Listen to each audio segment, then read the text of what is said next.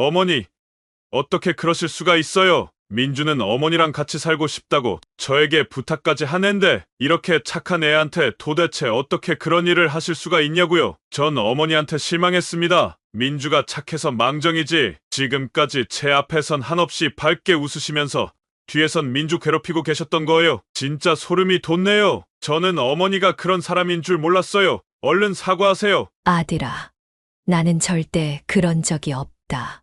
분명 오해가 있는 거야. 너도 알잖니?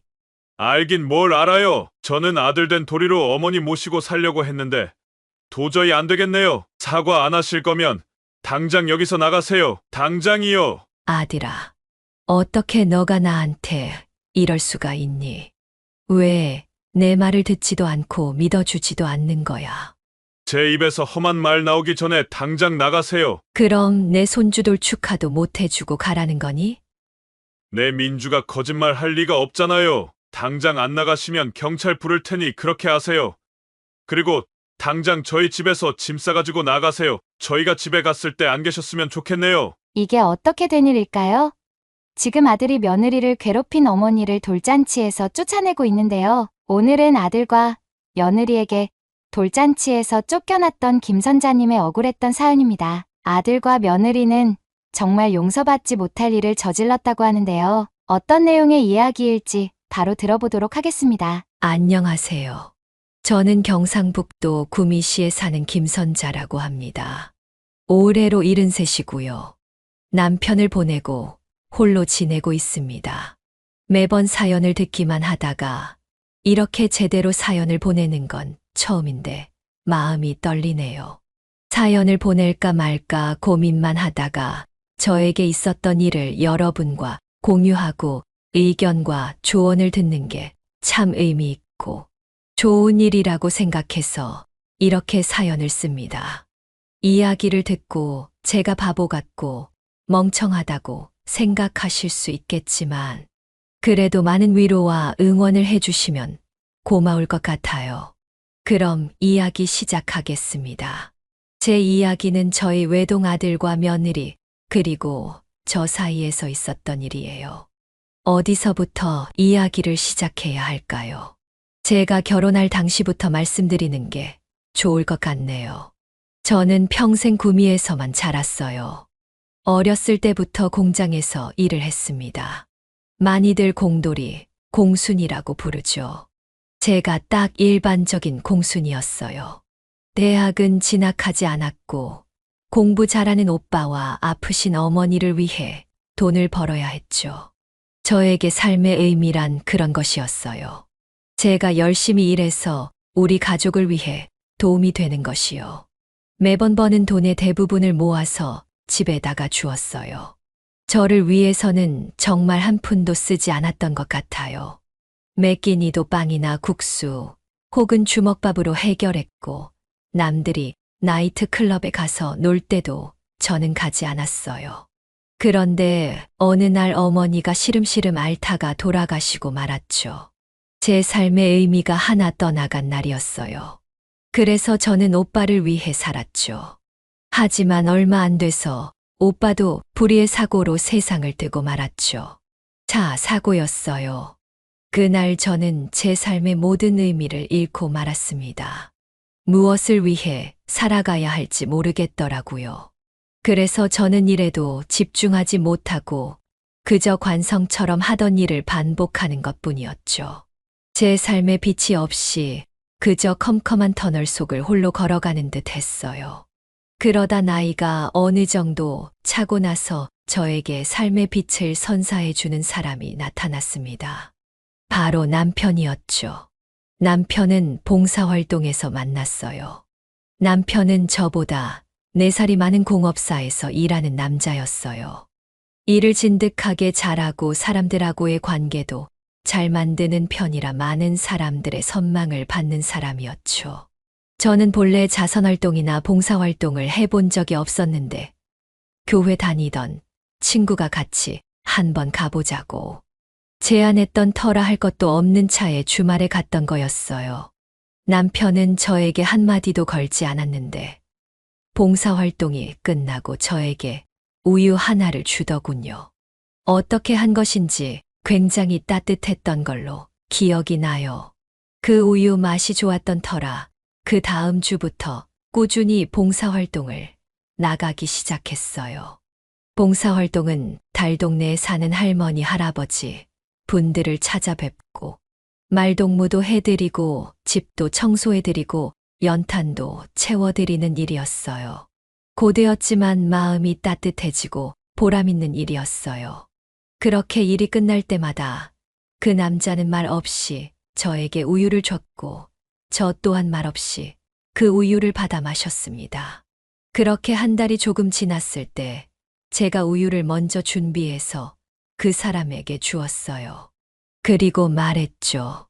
어쩌다 봉사를 오시게 된 거예요. 남을 위해서라기보다 저를 위해서 시작했습니다. 어머니 아버지가 일찍 돌아가셨는데 아무것도 못 해드린 게 한이 되어서요. 여기 어르신들 볼 때마다 저희 어머니 아버지가 생각나요. 그래서 제가 어머니 아버지에게 못 해드린 한을 봉사활동하면서 푸는 거죠. 멋지시네요. 근데 왜 저에게만 우유를 주세요? 그랬더니 남편은 저에게 이렇게 말했어요. 사연이 있어 보이시는데 제가 뭐라고 주제넘게 물을 순 없고 따뜻한 우유 마시면 몸도 마음도 따뜻해지니까 온기라도 전해주고 싶었어요. 주제 넘었다면 미안해요. 저는 그렇게 다정다감한 남자는 처음 보았답니다. 그렇게 저는 그 남자와 연애를 시작했고 2년의 연애 끝에 결혼을 하게 되었죠. 남편은 다니던 공업사를 그만두고 모아둔 돈으로 자기 공업사를 차렸어요. 중학생, 고등학생 때부터 차에 관심이 많아 기술을 배웠고 고등학교도 공업고등학교를 나와서 기술을 배웠더라고요. 저는 여전히 공장에서 일을 하며 남편과 단칸방에서 신혼을 시작했답니다.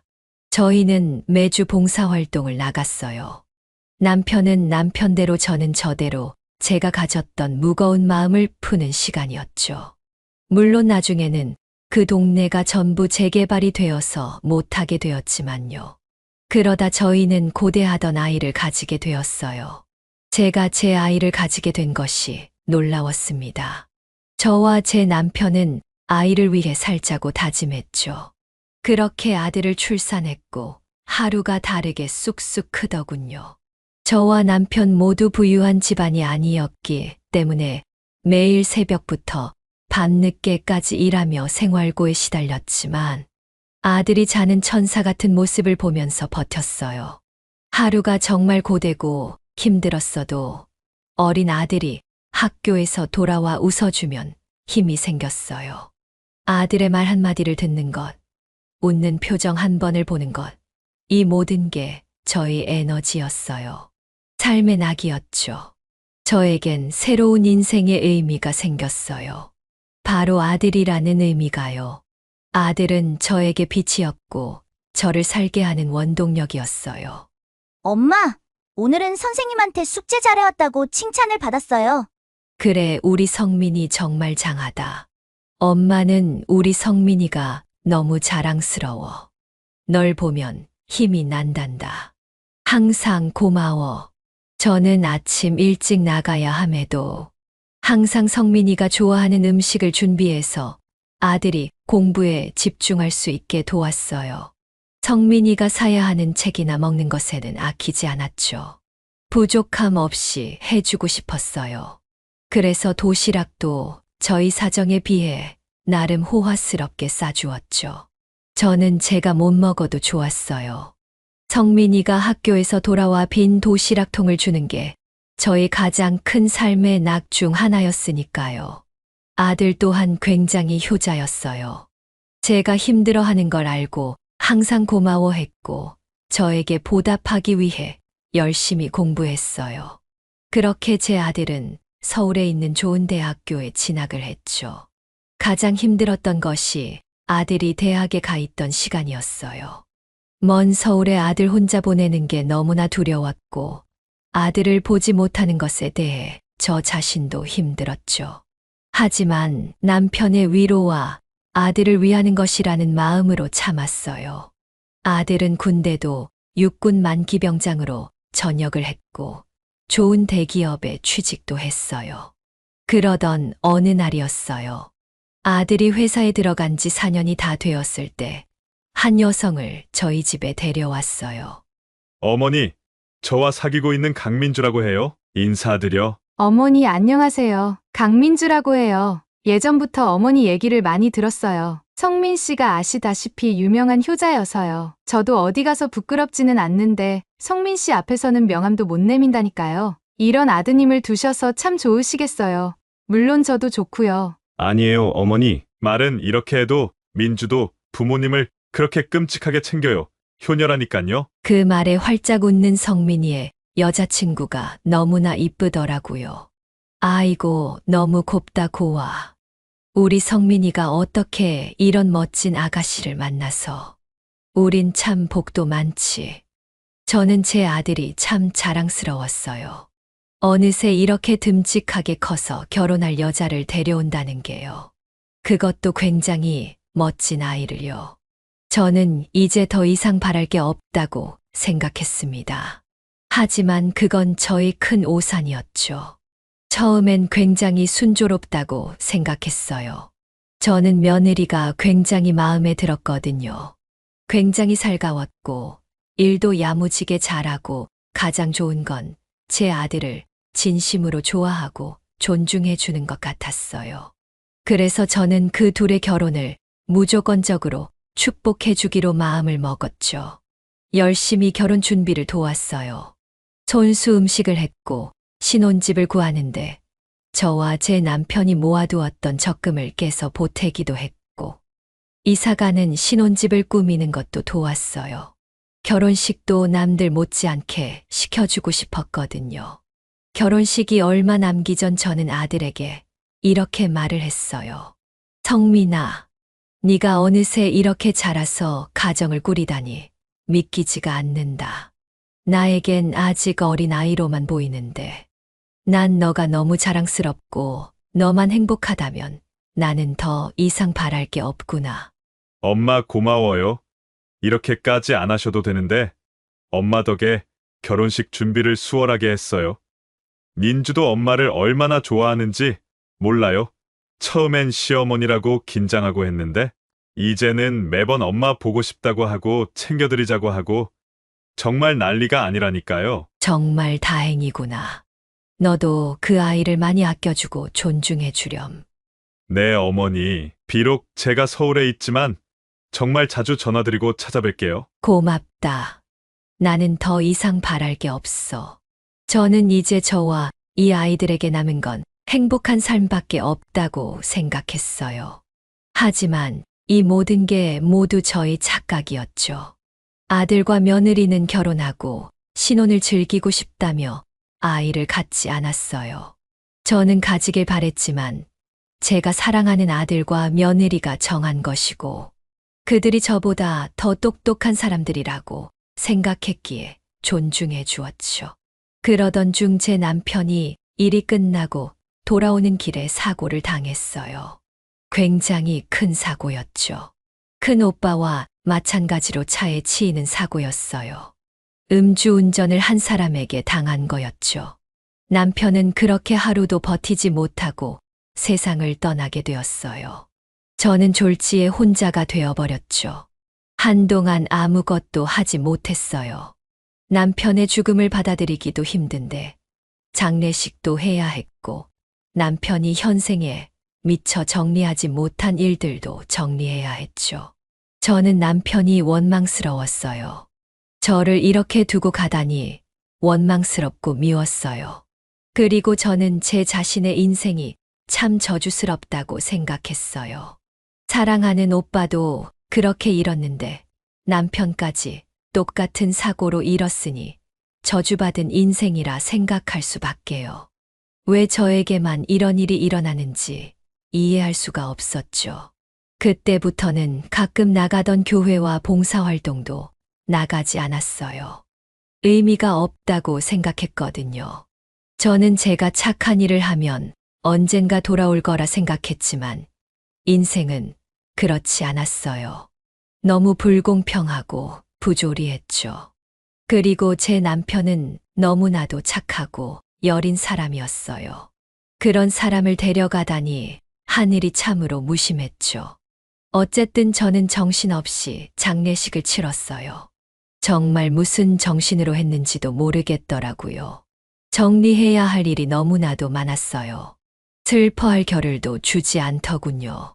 그래서 저는 의지할 사람이 필요했어요. 그 의지할 사람을 아들이라고 생각했고요. 하지만 아들은 무슨 이유인지 저를 도와주지 않더라고요.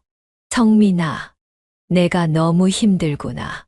혹시 너가 아버지 공업사를 정리해 줄 수 있겠니? 어머니 죄송한데 제가 시간이 없어서요. 제가 지금 승진을 할 수 있느냐 없느냐 기로에 놓여 있어요. 저도 아버지가 돌아가신 게 너무 비통하고 슬픈데 산 사람은 살아야죠. 서울에서 언제 구미까지 왔다 갔다 하면서 정리를 해요. 장례식 때도 겨우 시간 내서 간 거예요. 그때 3일 내내 거기에 있느라 승진 시험도 준비하지 못했다고요. 그렇구나. 내가 그걸 몰랐네. 요즘은 연락도 많이 안 하고 자주 찾아오지도 않아서 잘 몰랐구나. 미안해요. 어머니, 저도 그렇고 민주도 좀 중요한 시기여서요. 끝나면 꼭 찾아뵐게요. 하지만 둘은 그러지 않았죠. 저는 알고 있었지만 그냥 넘어갔습니다. 둘은 저와 남편과는 다른 삶을 살더군요. 자신들의 삶을 굉장히 중요시 여기고 서로 각자의 삶을 건들지 않았어요. 그래서 둘 다 자신의 일 경력을 지키길 원했고, 그래서 자식도 가지지 않았죠. 저는 똑똑하고 현명한 사람들이 결정한 일이니 다 이유가 있을 거라 생각했어요. 결국 저는 남편의 주변을 스스로 정리하기 시작했고, 몇 주가 지나니 어느 정도 정리할 수가 있었어요. 하지만 결국 남편의 공업사는 정리하지 못했죠. 거기서 일하는 직원들에게 퇴직금을 주고 다른 곳에 소개를 시켜줬습니다. 그리고 남겨진 공업사는 그저 문을 닫은 채 남겨두었죠. 왜냐하면 그때는 이곳을 어떻게 해야 할지 모르겠기도 했고 정리할 힘도 없었기 때문이었습니다. 그리고 정리를 할 때마다 남편이 이 세상을 떠났다는 현실을 마주하는 게 정말 힘들었거든요. 남편은 저를 지탱해 주는 뿌리 같은 사람이었기에 이제 어떻게 살아야 할지 막막했습니다. 평생 일만 하고 가족에 헌신해 온 저라 이제는 정말 어떤 것을 의지하며 살아야 할지 모르겠더라고요. 그때 생각난 건 저의 유일한 빛이었던 아들밖에 없었습니다. 그래서 저는 아들에게 조금 의지를 하고 싶었습니다. 다만 부담을 주고 싶지는 않았죠. 그래서 가까운 곳으로 이사를 가고 싶었습니다. 아들도 알아주는 효자니 제가 이사 간다는 말을 하면 좋아할 거라고 생각했죠. 하지만 아들의 반응은 굉장히 미지근했습니다. 성민아, 네 아버지도 이제 없고 적적해서 그런데 너희 집 근처로 내가 이사를 가면 어떻겠니? 이사요? 갑자기요? 왜요? 어머니 거기서 평생 살았는데 서울 올라와서 잘 살 수 있겠어요?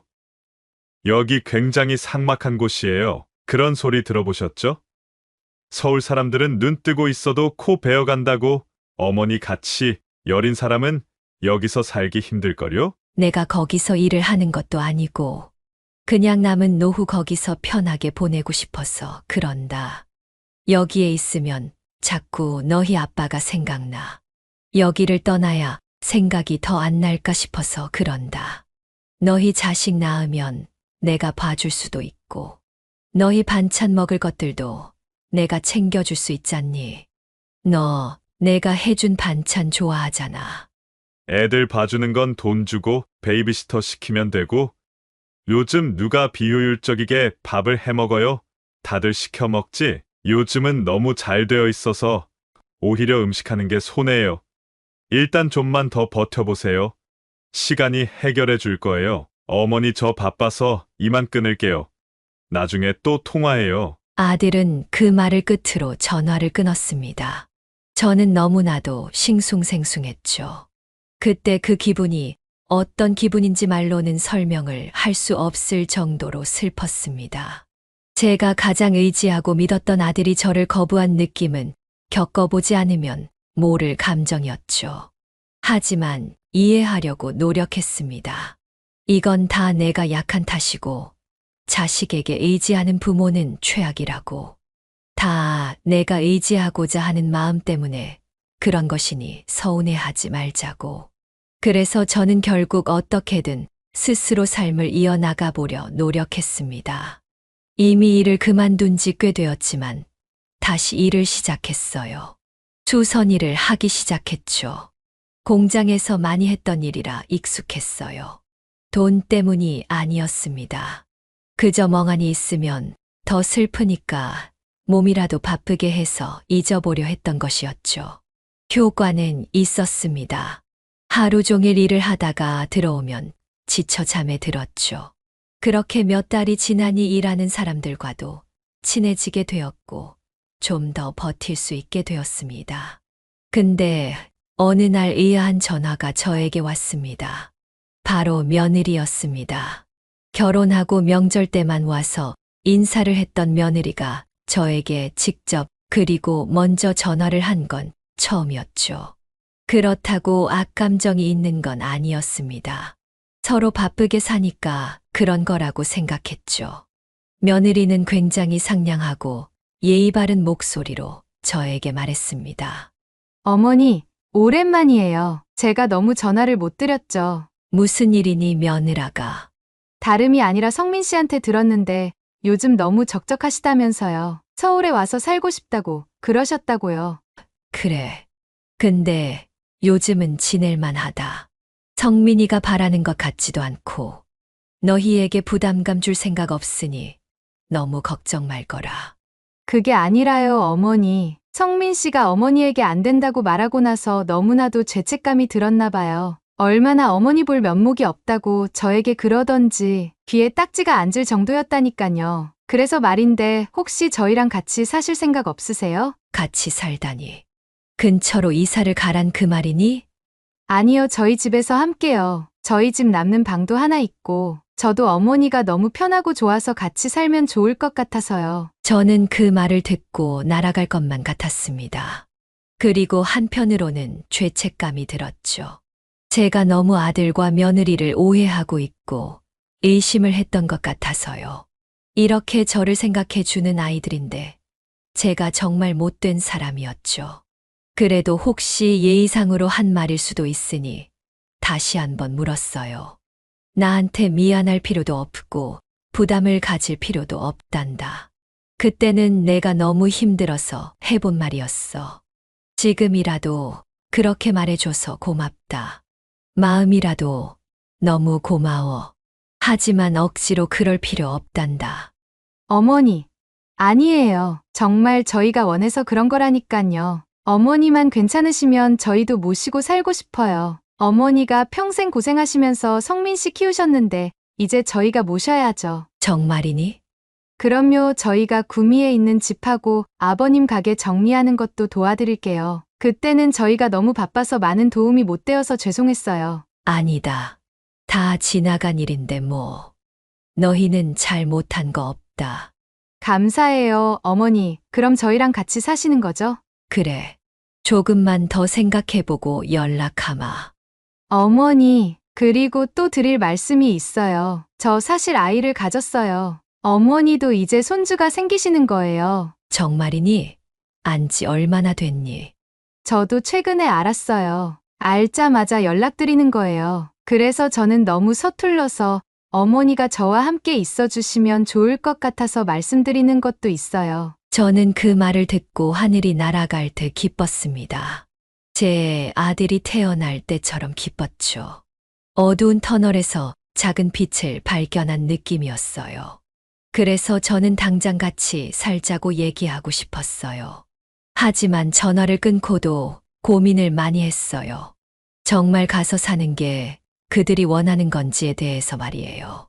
근데 아무리 봐도 며느리가 하는 말은 거짓처럼 들리진 않았어요.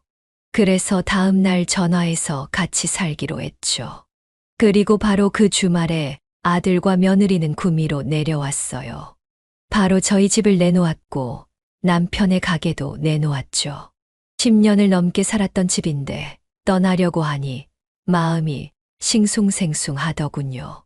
하지만 이제 나에게도 새로운 인생이 시작될 거라 생각하니, 그리고 사랑하는 아들과 살 수 있다고 생각하니 위안이 되었어요. 그렇게 저는 아들의 집에 들어갔고 며느리와 함께 살게 되었어요. 이제 우리 이렇게 셋이 한 가족이 되었구나. 고맙다, 애들아. 어머니, 저도 어머니랑 함께 지내게 되어서 정말 좋아요. 진작 모셨어야 했는데 그러지 못해서 죄송해요. 어머니, 저도요. 제가 모자르겠지만 잘 부탁드려요. 하지만 그런 평화로운 순간은 그리 오래 가지 못했습니다. 처음엔 좋았어요. 다들 저를 잘 챙겨주었고 서울 생활에 적응할 수 있게 도와주었거든요. 하지만 며느리가 점점 배가 불러오면서 저는 아들과 며느리의 식모로 변하기 시작했습니다. 처음엔 집안일 하나를 도와줘도 고맙다고 했던 아이들인데, 제가 뭔가 하나를 잘못하거나 빼먹기라도 하면 화를 내기 시작했죠. 어머니, 빨래를 안 해놓으시면 어떡해요? 전 일도 하고 임신도 해서 집안일에 신경도 못 쓰는데 어머니가 좀 해주셔야죠. 저 내일 입고 갈 옷도 없는데 어떡해요? 미안하다, 며느라가. 내가 깜빡했구나. 내가 보니 다른 옷 많던데 그거라도 입고 가면 안 되겠니? 저는 제가 정해놓은 외출복만 입는 거 모르세요? 진짜 짜증나네요. 며느리는 밖에서 다른 사람들과 만날 때는 굉장히 상냥하고 예의 바르게 행동했지만 집에서는 점점 짜증이 늘어갔어요. 저는 임신을 해서 며느리가 예민해졌다고 생각했죠. 어머니, 오늘 반찬이 좀 짜네요. 임산부한테 이런 음식은 치명적인 거 모르세요? 미안하다, 아가. 내 입맛엔 딱 맞는데 내가 신경을 좀 덜 썼구나. 다음엔 딱 알맞게 해주마. 됐어요. 저 안 먹을래요. 입맛 떨어졌어요. 그냥 치워주세요. 저는 그럴 때마다 며느리를 최대한 잘 보살펴 주려고 했어요. 다 제 잘못이라고 생각했죠. 아들은 그런 모습을 봐도 별로 뭐라고 하지 않았어요. 며느리는 저에 대한 불만을 아들에게 얘기했고, 아들은 처음엔 나에게 잘 말해주다가도 점차 며느리 편을 들어주기 시작했죠. 집안 분위기는 점차 달라졌어요. 아들은 일을 다녀와서 바로 자기 바빴고 저에게 어느 관심도 보내주지 않았어요. 저는 그 이유를 시간이 조금 지난 뒤에서야 알게 되었죠. 저는 며느리가 아이를 낳게 되면 다 해결될 거라 생각했어요. 다들 그렇게 살 거라고 생각했고요. 그렇게 며느리는 출산을 했고 이쁜 딸을 낳았어요. 정말 천사 같았죠. 저는 며느리를 최선을 다해 보살펴 주었어요. 며느리의 모든 부탁을 잘 들어주려고 했죠. 음식도 먹고 싶은 걸 장을 봐서 며느리 입맛에 맞춰 해주고, 깐깐한 며느리가 불편하지 않게 매일매일 청소와 빨래도 했어요. 그래도 저는 기분이 좋았죠. 이쁜 손녀가 태어났으니깐요. 며느리도 아이를 낳고 몇 주간은 너그러웠어요. 하지만 아이를 낳고 생활이 적응이 되어가자 다시 깐깐하고 예민해지기 시작했죠. 가장 어이없었던 건 아들과 며느리가 저를 빼놓고 여행을 다녀왔을 때였어요. 갓난 아기를 데리고 해외로 여행을 갔던 거죠. 저를 놓고 가는 건 상관없었지만 갓 태어난 아이를 해외로 데려가는 건 반대를 했습니다. 하지만 둘은 무조건 가야겠다며 하와이를 갔죠. 사실 이것도 다 이유가 있는 거였어요. 저는 지금까지 아들과 며느리가 주는 생활비로 음식을 하고 물건들을 샀고 저에게는 하나도 쓰지 않았습니다. 제가 돈이 부족하다고 말하면 그때마다 돈을 주었어요. 다 자기들을 위해서 쓴 돈인데 저에게 너무 많이 쓰는 거 아니냐고 쓴소리를 하기도 했죠. 그러다 문득 저는 저희 집과 남편의 공업사를 정리한 돈은 어떻게 된 건지 궁금했어요. 돈에 욕심이 있는 건 아니었지만 그래도 남편과 제가 일궈낸 소중한 돈이니까요. 남편의 유산과도 마찬가지였죠. 하지만 저에게 가족보다는 소중하지 않았습니다. 저는 결국 그 재산을 아들에게 한 푼도 빠짐없이 물려줄 생각이었죠. 저는 제가 소일거리를 하면서 살아가면 되니까요. 그렇지만 그 집과 가게는 어떻게 되었는지 아들은 아무 말도 해주지 않았거든요. 그래서 물어보았어요. 아들아, 혹시 구미 집하고 너희 아빠 가게는 어떻게 됐니? 아, 그거요? 아직이에요. 아시다시피 인기가 없는 곳이라 살려는 사람이 많이 없나 봐요. 그럴 리가. 구미 시내에서 가장 사람이 많은 곳인데 우리가 살 때에도 다른 곳들보다는 굉장히 가격이 비쌌단다. 알죠, 어머니. 너무 신경 쓰지 마세요. 제가 알아서 할게요. 근데 그건 왜 물어보세요? 아니 혹시나 해서. 어떻게 됐는지 너가 말을 안 해줬잖니. 제가 어련히 다 말씀드리지 않겠어요? 좀 기다리세요. 저 못 믿으시는 거예요? 아니다. 무슨 말을 그렇게 하니. 너도 알다시피 내가 그 집과 가게에 많은 애정을 쏟았잖니. 계속 신경 써서 했던 말이니 너무 신경 쓰지 말거라. 저는 그렇게 대수롭지 않게 넘어갔죠. 하지만 저는 알고 있었어요. 아들이 거짓말을 하고 있다는 것을요. 아들은 거짓말을 잘 숨기지 못하는 성격이었거든요. 거짓말을 할 때면 항상 제 눈을 피하고 오히려 목소리가 커졌어요. 저는 저에게 뭘 숨기는지는 모르지만 다 이유가 있을 거라 생각했어요. 하지만 다음 날이었어요. 구미에서 제가 일했던 곳에서 친하게 지냈던 동생에게 전화가 왔어요. 형님, 잘 지내세요? 너무 연락이 없어서 잘 사시나 궁금해가지고 연락했어요. 미안해. 내가 요즘 여기 사는 거 적응하느라 정신이 없었네. 괜찮아요, 다 이해하죠. 요즘 기분 좋으시겠어요. 이쁜 손주도 태어나고 그렇게 사랑하던 아들이랑도 같이 사니까 며느리도 그런 며느리가 없잖아요. 저는 선뜻 그렇다고 대답하지 못했어요. 실상은 그렇지 않았거든요. 하지만 저는 그럼에도 억지로 웃으며 그렇다고 얘기해 주었어요. 하지만 동생이 말해준 말은 정말 충격적이었죠.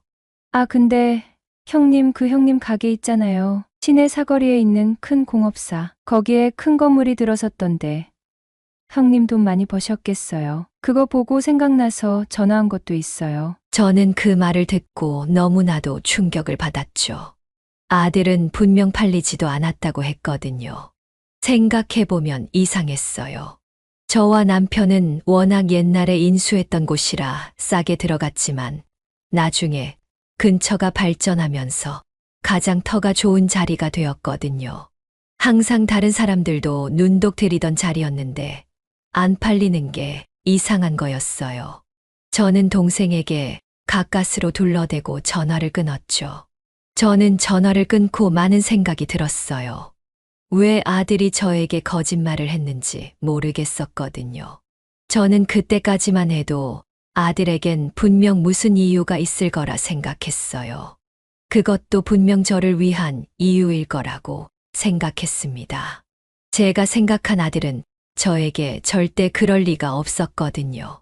하지만 저의 이 생각은 그날 밤 와장창 깨져버렸습니다. 그날 밤 저는 밤에 잠이 들지 못했습니다. 어떻게 아들과 며느리에게 이 사실을 말하고 얘기할까에 대해서 생각하기도 했고 말을 꺼내는 게 맞는지 아닌지도 모르겠더군요. 근데 그때 인기척이 들렸습니다. 누군가 방문을 열고 제가 자는 걸 확인하는 것 같았죠. 아마도 며느리였을 겁니다. 그리곤 문을 닫고 서는 아들과 며느리는 이야기를 하기 시작했죠. 저는 자리에서 일어나 최대한 문에 가까이 귀를 붙이고 그들의 이야기를 들었죠. 잘 들리는 건 아니었지만 그래도 무슨 이야기를 하는지는 알 수 있었습니다. 어머니, 확실히 주무시지? 그래, 내가 확인했어. 완전 골아떨어지셨어. 그래서 무슨 일인데? 아니, 어머니가 어제 물어보시더라고. 뭐를? 아니, 우리가 판 집하고 가게 말이야. 어머니는 워낙 돈에 관심 없는 사람인데 생각보다 빨리 물어보셔서 뭐라 그랬어? 그냥 둘러댔지. 안 팔렸다고? 아직 그대로 있다고. 어떻게 어머니 아시기라도 하면 뭐라 그러게? 그러게 말이야. 뭐라 그래야 그 돈을 우리가 그대로 가지면서 어머니를 설득할 수 있을지 고민 중이야. 그냥 우리 계획대로 우리 애기 돌 지나면 하와이로 빨리 이민 가버리자. 어머니는 여기 살라고 말씀드리고 어머니는 그냥 말씀드려도 이해해 주시지 않을까? 어떻게 그러냐? 그걸 이해하시겠어. 우리가 집이랑 가게 판 돈으로 이민 준비한 거 아시기라도 하면, 그리고 우리가 집하고 가게 팔려고 같이 살자고 했던 거 아시기라도 하면 아무리 어머니라도 그냥 넘어가시겠냐고. 그럼 어떡해? 좀 더 생각해보자. 그럼 그건 어때? 우리가 꼬투리를 잡아서 도저히 같이 못 살겠다고 하는 거야. 그러면 어머니 성격엔 혼자서 나가주실 것 같은데. 우리는 거기다 예의상으로 혼자 사실 수 있는 금액 정도만 드리고 이민 가면 되는 거지. 당신도 봤잖아. 당신이 어머니 나가게 하려고 집 팔리고 나선 계속 못되게 굴었고, 나도 못 본 척 했는데 어머니는 꼼짝도 안 하시던 거 계속 우리랑 살 생각이신 거야. 그래도 정면 돌파해야지 이대론 죽도 밥도 안 되겠어. 내가 우리 애기 핑계를 대서라도 무조건 그렇게 할게. 나한테 맡겨. 저는 너무 충격적인 이야기를 들었습니다. 문에 기대 입을 막고 펑펑 울었죠. 손발이 계속 떨리더군요. 어떻게 이런 천하에 막되먹은 놈들이 있는지 엄청나게 큰 배신감을 느꼈습니다. 알고 보니 아들과 며느리는 하와이로 이민을 가고 싶어 했고, 돈이 많이 들기에 구미에 있는 집과 가게를 팔아서 돈을 마련하기로 한 거였죠. 하지만 제가 거기 있으면 안 되니 서울에 올라와서 같이 살자고 한 거고요. 집과 가게가 비싼 금액으로 팔리고 난 뒤에는 저랑 따로 살기 위해 일부러 못되게 군 거였어요. 제가 제풀에 지쳐 떨어져 나가길 바라면서요. 저는 빠져나오기 힘든 깊은 슬픔에 빠졌습니다. 그 사실을 알고 나서는 아들과 며느리를 볼 때마다 참을 수 없는 화가 났기에 똑바로 쳐다보지도 못했습니다. 어떻게 해야 할지 모르겠더라고요. 그들을 위해서 그냥 알면서 넘어가 줘야 하는 것인지, 아니면 그들에게 복수를 해줘야 하는 것인지를요. 저는 그렇게 몇 주간을 지옥에서 살았습니다. 며느리는 계속해서 저에게 싫은 소리를 했고, 아들도 합세해서 저를 지치게 만들었죠. 저는 그들의 계획을 다 알고 있었기에 속으론 우스웠고 분노했습니다. 아들에 대한 사랑은 점점 배신감에 대한 분노로 바뀌고 있었죠. 결국 저는 그들에게 복수를 하기로 했습니다. 왜냐면 이렇게 넘어가는 것도 부모의 도리가 아니라고 생각했기 때문이었어요. 이렇게 잘못된 일을 그냥 넘어가면 내가 사랑하는 손주 또한 그렇게 배우고 잘할 것이기 때문이기도 했고, 잘못된 일을 하면 벌을 받아야 하는 게 세상 이치니까요. 근데 어떻게 복수를 해야 할지는 모르겠더라고요. 그냥 여기서 사라져 버리는 게 나은 것인지, 오히려 내가 참으면서 그들에게 붙어 있어야 하는 것인지를요. 내가 오히려 떨어져 나가지 않으면 그들은 굉장히 힘이 들 테니까요. 사실 당장 그들에게 한 바가지 욕을 하고 따지고 싶은 마음은 굴뚝 같았지만 아직 생각이 정리되지 않았기에 참았죠. 그래서 저는 더 독하게 매달리고 매달렸습니다. 아무리 그들이 뭐라고 해도 웃으며 사과하고 넘어갔죠. 그들은 제가 오히려 그렇게 나오니 당황한 듯한 기색이었어요. 저는 제 생각이 정리될 때까지, 그리고 저의 복수가 시작될 때까지 참기로 했죠. 목표가 있으니까 참아지더군요. 그들은 제가 꼼짝도 하지 않자 계획을 바꾸기 시작했어요. 더 저를 심하게 몰아붙이는 방식으로요. 며느리가 저한테 아무리 뭐라 해도 제가 꼼짝하지 않으니 차라리 자기가 더 나쁜 년이 되기로 마음 먹은 듯 했어요. 제가 며느리를 싫어하게 되어서 같이 안 살고 싶어 하게 되는 각본을 쓰는 듯 했죠. 아들은 중간 역할을 맡아 저를 나가게 설득하는 역할을 했어요.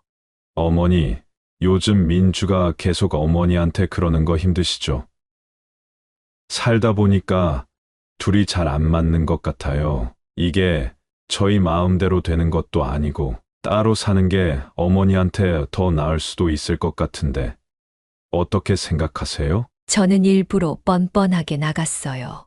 그들이 먼저 나에게 거짓말을 했으니 저도 거짓말을 해야죠. 무슨 소리니? 나는 민주가 너무 좋은데.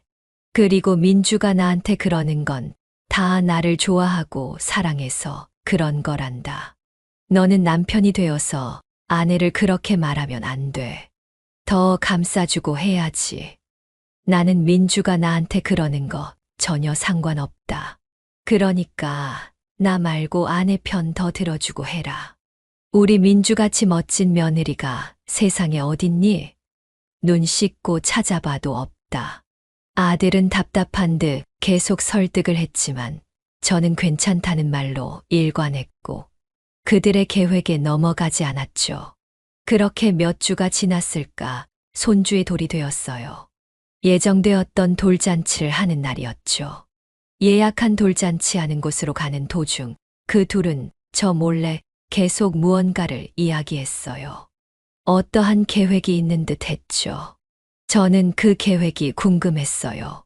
오늘 뭔가 저지를 것 같은 분위기였죠. 하지만 제가 그 계획을 알아낼 수 있는 방법은 없었죠. 그렇게 돌잔치가 시작되었고 순조롭게 진행되었죠. 근데 중간쯤 되었을까 갑자기 며느리가 울기 시작했습니다.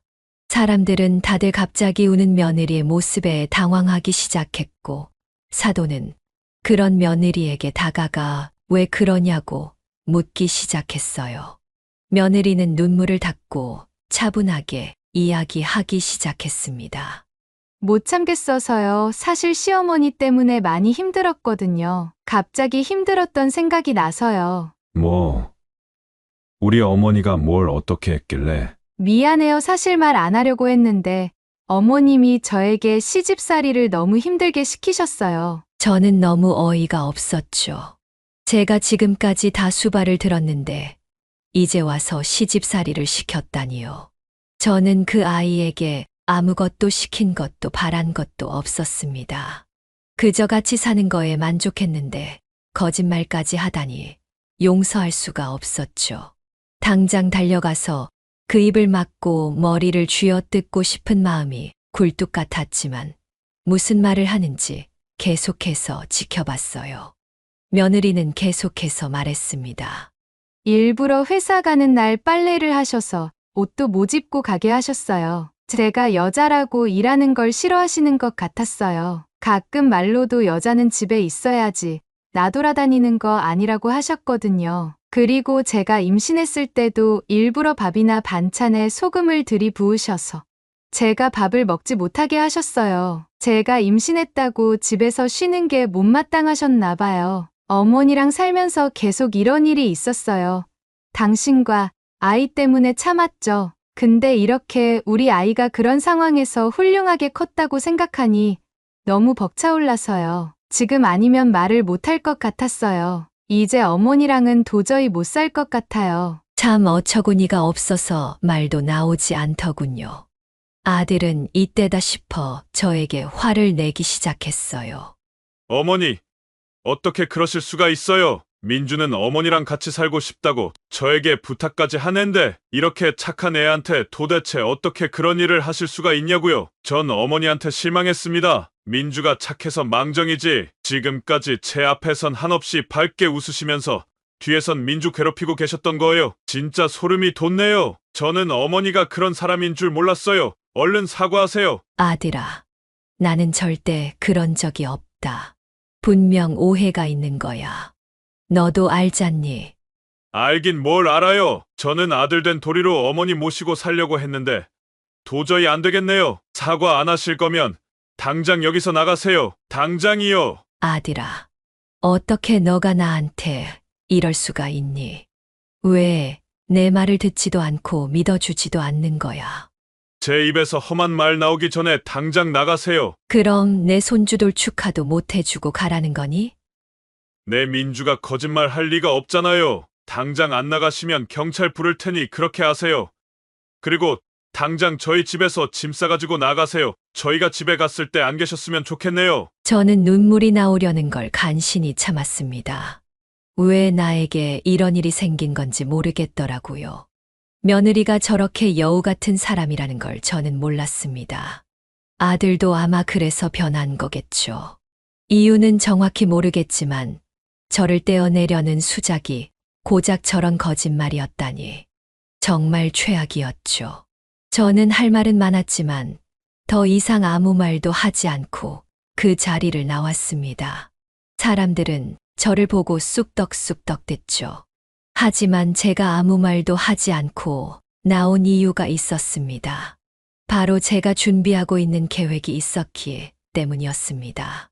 저는 곧바로 아들의 집에 가서 짐을 싸고 나왔습니다. 그리곤 곧바로 구미로 향했죠.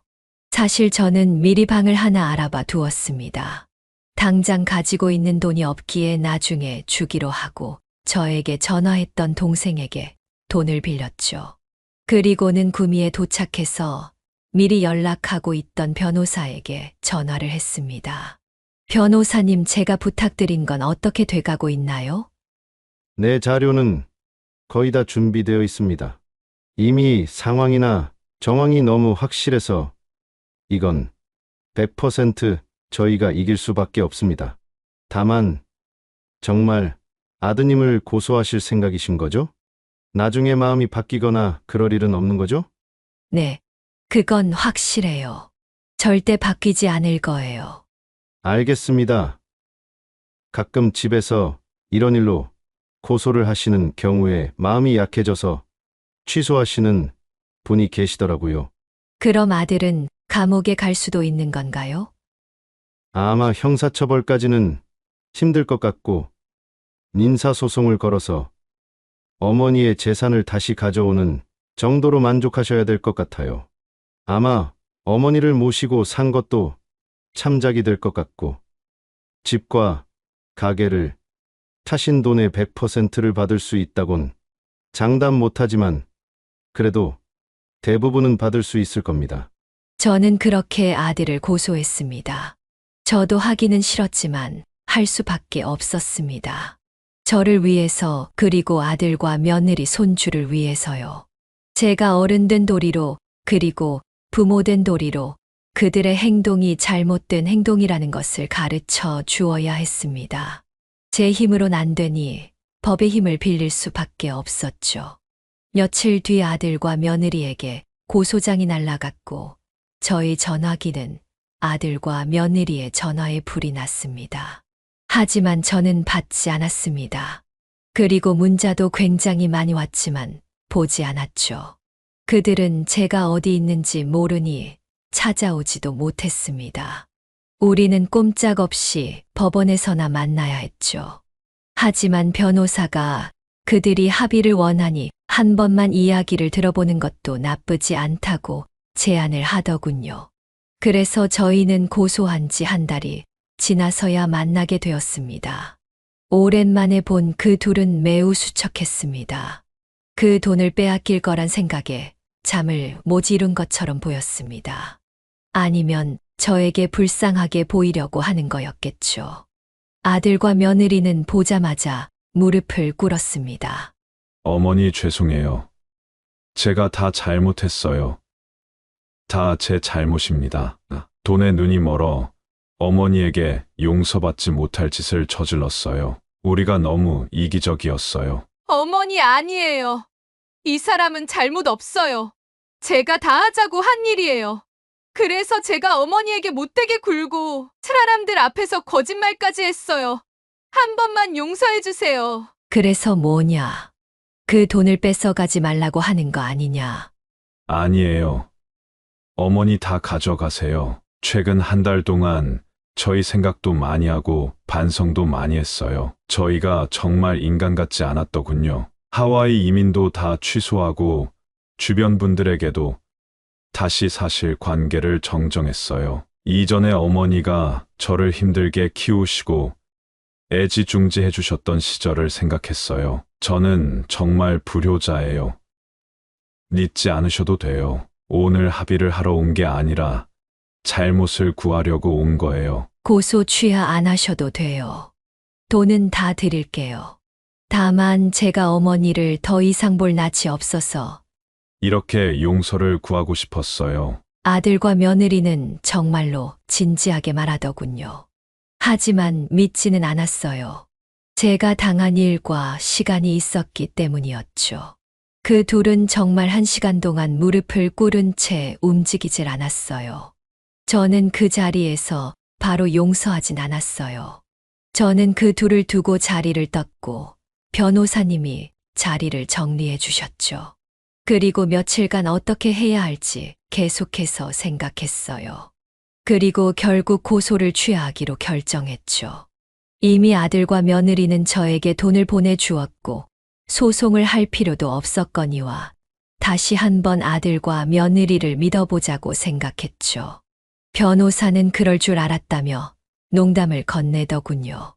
물론 용서를 하더라도 같이 살지는 않았습니다. 저는 다시 고향에 돌아와서 일을 시작했고 주변 사람들과 잘 지내며 제 인생을 살았습니다. 이런 일을 겪고 나니 더 단단해진 기분이 들더군요. 아들과 며느리에 대한 배신감이 너무 들었지만 오히려 용서해주고 나니 제가 더 깊은 사람이 된 것 같았습니다. 그 이후로 아들과 며느리는 이민을 가지 않았고 저에게 한동안 계속해서 용서를 구했습니다. 저는 그제서야 그들을 안아주고 용서해 주었죠. 그 둘은 진정으로 그들의 실수를 인정하고 바로 잡으려고 했어요. 지금은 가끔 안부를 묻고 명절 때 만나는 사이가 되었습니다. 제가 바라던 삶은 아니지만 만족하고 있습니다. 처음부터 제가 너무 집착을 했던 거였죠. 완전히 용서를 했다는 건 거짓말이겠죠. 하지만 언젠가 더 시간이 지나면 점차 더 괜찮아질 거라고 생각해요. 저주스럽던 제 인생이라 생각했던 저는 제 삶을 원망하며 살 수도 있지만 그렇게 살지 않기로 했습니다. 인생을 받아들이지만 계속 더 나은 삶을 위해 노력을 하기로 했습니다. 고독하고 외로운 건 사실이지만 사람들 모두 그렇게 살고 있고 자연스레 받아들이기로 했어요. 오히려 지금은 더 저에게 집중하고 제가 좋아하는 일들을 찾아다니고 있습니다. 물론 살면서 해본 적이 없던 것이라 어색하고 서툴지만요. 그리고 다시 봉사활동도 나가고 있습니다. 그러니까 다시 자존감도 올라가더라고요. 오늘 제 이야기는 여기까지입니다. 어떻게 들으셨나요? 사람은 누구나 실수를 하면서 살아요. 아들과 며느리만 실수한 것이 아니라 사실 저의 실수도 있었던 거죠. 이렇게 사람은 누구나 실수를 할 수 있지만 그 실수를 인정하고 바로 잡으려는 의지만 있다면 언제든 새로운 시작을 할 수 있다는 걸 배웠어요. 여러분은 저와 비슷한 일이 있으셨나요? 이럴 땐 어떻게 헤쳐나가셨나요? 여러분의 이야기가 궁금하네요. 부족하지만 좋은 조언과 공감해 주시면 제가 앞으로 더 나은 삶을 살아가는데 도움이 될 것 같습니다. 지금까지 제 이야기를 들어주셔서 너무 감사합니다. 네, 오늘 이야기는 어떠셨나요? 오늘 이야기를 듣고 어떻게 생각하시는지 어머님, 아버님의 생각을 댓글로 공유해주세요. 저는 또 다른 사연으로 찾아뵙겠습니다. 좋아요, 구독, 알람 설정을 통해 앞으로도 따뜻한 정을 나눌 수 있게 함께 해주세요. 어머님, 아버님의 삶의 지혜와 경험을 나눌 수 있는 통로가 되겠습니다. 오늘도 인생을 바꾸는 관점을 통해 사연을 들어주셔서 감사합니다.